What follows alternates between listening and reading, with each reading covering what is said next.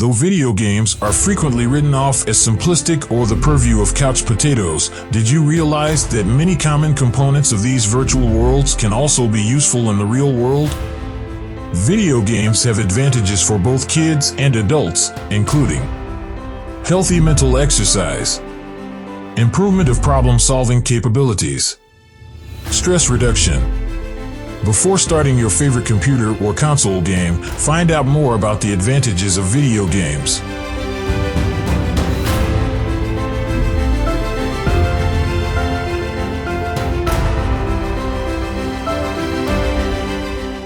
Playing video games can help with hand dexterity. Games with controllers can be quite good for your hands. Researchers found that in a study involving a group of surgeons, those who played video games were quicker at completing complex surgeries and committed 37% less errors than those who didn't. In addition to being utilized as physical rehabilitation, specific video games have assisted stroke victims in regaining control over their hands and wrists. Your brain's gray matter can grow as a result of video games. Gaming is actually a mental exercise that is cloaked as entertainment. Video game play has been linked to increased brain connectivity and gray matter, according to studies. Gray matter is related to vision, memory, spatial navigation, and muscular control. Gamers might be more sociable. The typical gamer does not fit the image of a shy individual who plays video games as a kind of escape. Because certain video games have a social and collaborative element, prior studies with youngsters revealed that those who played more video games were more likely to have good social skills, perform well academically, and have forged better relationships with other students. Gamers might be more sociable. The typical gamer does not fit the image of a shy individual who plays video games as a kind of escape. Because certain video games have a social and collaborative element, prior studies with youngsters revealed that those who played more video games were more likely to have good social skills, perform well academically, and have forged better relationships with other students. As a player, you can increase your physical activity. The majority of modern consoles have the technology to get gamers away from their couches and toward their feet. VR gaming in the future will advance things to a completely new level. The development of games for mobile devices that are played in physical space has also begun. These games are based on real-world location information and encourage players to move to new locations in order to advance in the virtual world. Playing video games can help you see better. Playing video games can actually improve vision, provided you're not sitting too close or looking at the screen for 10 hours straight. One study involved training 10 male students who weren't gamers for 30 hours with first-person shooters before testing them against another group of 10 non-gamers. Due to the increased spatial resolution, the students that participated in the game could make out things in congested areas better. Because those nuances consistently proved to be significant in the games, they were able to teach their brains to focus on tiny details. There are advantages to video games for mental health.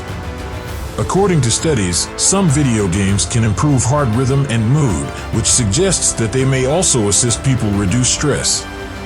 Numerous unrelated research have shown a connection, not a causal relationship, between video games and stress, which is why video games have been employed in treatment for more than 10 years. They're an entertaining approach to fool people into learning. Video games are available for almost anything. Early on, game designers recognized the potential of video games to enhance math and reading abilities. There are games available today that cover a variety of subjects that you would not have learned about in school, including world history, cooking, politics, chemistry, and architecture. You can learn to be more persistent by playing video games. With video games, you either succeed or you keep trying and making mistakes until you succeed, learning from them along the way. Because of this, some researchers and academics contend that playing video games might help players to be more self-assured and to work toward their objectives while viewing each failure as an opportunity to learn. Bushnell's concept was published as Computer Space by coin-op device manufacturer Nutting Associates in 1971. While Space War had been a fun game, Computer Space proved to be too difficult for the average gamer to grasp quickly. For those who did learn how to play, Computer Space proved to be painfully challenging due to the modifications needed to turn the two-player Space War game into a one-player one. Bushnell continued to think that coin-operated video games could be popular despite the failure of Computer Space. In May 1972, Bushnell watched a demo of the table tennis game on the Magnavox Odyssey and decided to try to make an arcade version of the same game. In June 1972, he and his company partner Ted Dabney established Atari Incorporated, and the arcade ping-pong game Pong was published in the same month. In Sunnyvale, California, a tavern called Andy Capp's Tavern had the first Pong machine. Atari was contacted a few days later by the owner of the pub to dispatch a technician to fix the device. It turned out that the issue was an excessive amount of quarters in the cash box. The machine was clogged because there were too many coins. It was obvious that Atari had a hit on its hands. Encouraged by Pong's popularity, Atari teamed up with Sears, Roebuck & Company in 1975 to create a home version of the game. For violating its patents, Magnavox filed a lawsuit. Magnavox was clearly the winner of the lawsuit. The work of Ralph Baer has been meticulously chronicled. Magnavox could demonstrate that they publicly displayed Odyssey in 1972 and that Bushnell was present. Bushnell's participation in the tennis match at Odyssey was later confirmed. Atari reached a deal with Magnavox rather than risk a drawn-out and undoubtedly fruitless legal battle. Pong's home version enjoyed comparable popularity to its arcade counterpart. In just 1975, Atari sold 150,000 units, compared to the 200,000 Odysseys that took Magnavox 3 years to sell. Other businesses quickly started making their own Pong home versions. Even Magnavox started selling a line of Odyssey devices that were configured to exclusively play their tennis and hockey games. Due in part to some good fortune and Ralph Baer's assistance, the Coleco Telstar was the most prosperous of these first-generation video game consoles. In the early 1980s, Coleco, a toy manufacturer that would eventually become famous for the enormously well-liked Cabbage Patch doll, was just starting to expand into the video game industry. Following Ralph Baer's advice, Coleco was the first business to place a sizable order for General Instruments' AY3-8500 chip, which served as the foundation for most Pong console clones. Coleco was given precedence when General Instruments struggled to satisfy production goals because they had overestimated demand for the chip. Coleco commanded the market while its rivals had to wait months for General Instruments to complete their orders. Coleco Telstar failed the interference tests required for Federal Communications Commission certification at a critical juncture. Coleco was given a week to correct the issue, else the unit would have to be completely redone in order to receive FCC approval again. The procedure might take several months, which would place the business far behind its rivals. Without FCC approval, Coleco would be forced to store a large number of unsellable units in its warehouses. In an effort to benefit from Ralph Baer's expertise, the corporation went to Sanders and Baer.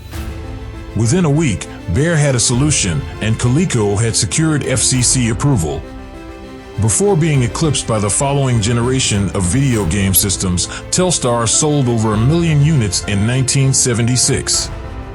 These second-generation consoles, made between 1976 and 1983, included the ColecoVision, Mattel's Intellivision, and the Atari VCS, commonly known as the Atari 2600. They included interchangeable game cartridges that were sold separately, as opposed to games that were preloaded in the device. Using this innovation, users may create a library of games.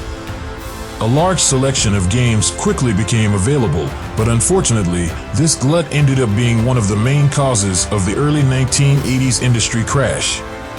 Too many games were released onto the market, and many of them were of subpar quality, and a typical example of supply surpassing demand. There were too many video game consoles to select from, which further complicated matters. Beyond the oversaturated industry, computers are now posing an increasing threat to video game consoles.